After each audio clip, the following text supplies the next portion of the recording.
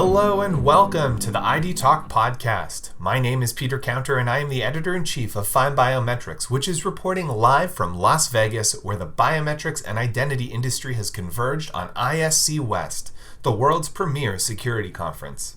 The crowds are back at ISC West this year, and so is our own Doug OGorden, who is busy tracking down the leaders in identity and biometrics on the show floor. That's why, on this special episode of ID Talk, he catches up with John Calzaretta, president of Sentry Enterprises. Calzaretta showcases Sentry's biometric credential for access control and its brand new one-of-a-kind illumination product. He digs deep into the concept and value of the SentryCard, a full biometric computer in card form factor, and positions it in the larger converged access control landscape before concluding with a discussion on the future of our industry and how to be the Wayne Gretzky of identity technology. It's exciting to see the biometric card in this security context, so let's get right to the show. Here is FindBiometrics' Doug OGorden and Sentry Enterprises' John Calzaretta, live at ISC West. Hi, FindBiometrics listeners. Doug OGorden here. I'm with John Calzaretta. He is the president of Sentry Enterprises, and we are live at ISC West. Hello, 2022. Doug. Hey, good to see you again. You too, brother. It's good to be back out in the wild without masks on. And it's pretty wild here. It really There's is. like 20,000 people running around. It's great. Everybody's got so much energy. It's really good. And you had to leave your booth to get away from all the excitement. We're doing a quick interview in the hallway at the show. And John, tell us about what you're showing at ISC West. Thanks, Doug. It's great to be back with you. Hello, FindBiometrics audience. Our core product is a biometric credential for access control, both to get into buildings and to get into computers and other types of systems. So we're showcasing that, but we are also bringing to market the first of its kind illumination product in the form factor of a credit card. And what I mean by illumination is we have incorporated a Konica Minolta television screen inside of our card that has a lot of glitz to it. It backlights your logo, it can show positive authentication, and a lot of other anti-spoofing capability. And truly believe it's the only one of its kind in the world. And what's cool about it is, in our manufacturing process, we use high degrees of temperature and pressure, and our patents don't melt or blow things up. And it's no small feat of engineering to put a Konica Minolta television screen in our card. So That's good. It's not blowing up. That's right. I've seen it. It looks really cool, and we'll do a part 2 to this interview later. But so we'll be able to see it this time. What is the appeal of a physical access card in an increasingly digital security environment, and how has the integration of biometric technologies increased the interest in card-based security solutions? That's a good question. It's a broad one. It's a mouthful, exactly. So let me answer your question this way. So indulge me for a minute. In the question, you're talking about physical cards versus the emergence of digital. So let me peel it back this way. Our card, in Sentry's case, is a biometric computer. And I would argue that a cell phone, a mobile device, is a biometric computer. Digital is really the transmission of the data, right? So our computer and that computer digitally transmit effectively the same way, either near field communication or in some respects, Bluetooth low energy. So for argument's sake, let's just say we're both computers, we both digitally communicate. Because otherwise it feels like you're comparing analog devices to digital devices, and it's not fair nor true.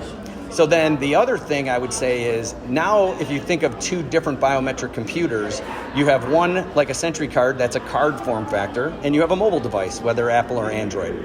So now, which one's better, right? There's arguments for both. From our position, I feel strongly that if we're truly focused about security and not convenience, the card form factor is more secure. Here's why I mean that.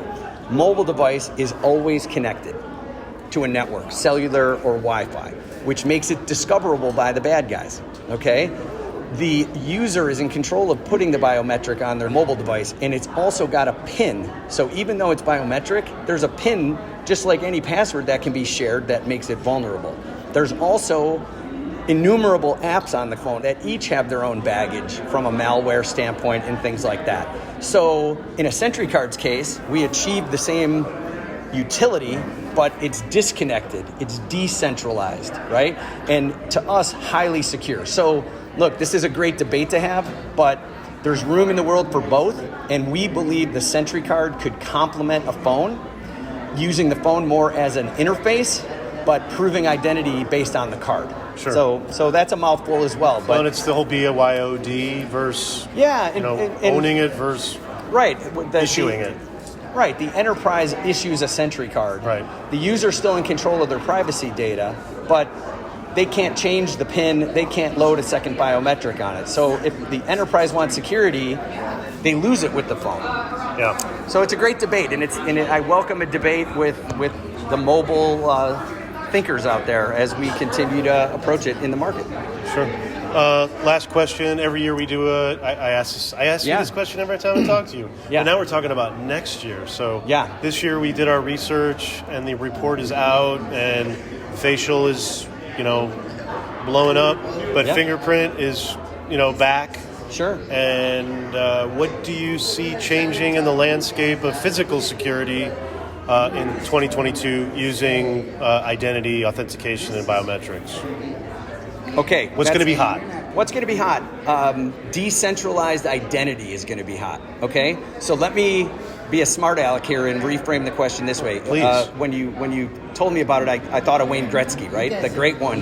How was he Hall of Fame, greatest ever? What did he say? I skated where the puck was going, not where the puck was. So you can make an argument. I don't want to sound arrogant about it, but you can make an argument that so many of the companies at ISC West are solving for where the puck is today, and having to overcome issues like GDPR and privacy and centralizing the repository of the biometrics in that. We are truly trying to think ahead, and ahead is the return of identity to the individual, right? Today, the corporation, the enterprise has to control it to see who gets in their doors or computers, but too often, all the identity information is controlled somewhere outside of the person. Mm-hmm. We rely on Google, Apple, Meta. We give them all of our identity, and they're kind enough to give us a username and password and let them use their service. That is going to change. So it's a broad answer to your question, and it's not specific to access control, but Sentry Enterprises is focused on building a container to house somebody's identity in a decentralized way. And then where our puck is going is today it's access control. We're about to launch a cold storage crypto wallet that ties to Web3 and blockchains. We're also moving into biometric payment world. This illumination product also adds a lot of cachet to people. So again, it's a broad answer, but we're far more than access control, but it all starts with identity, and every company here has got to figure out how to decentralize identity. So that's what's hot, and that's what's coming. It's perfect. Great answer. Yeah. I think we're done on this one. Good. Stay tuned for part 2, where we'll be videoing John's new glowing card, I'll call it. That's right. All right. Thank you. Thanks, Doug. Have a good show.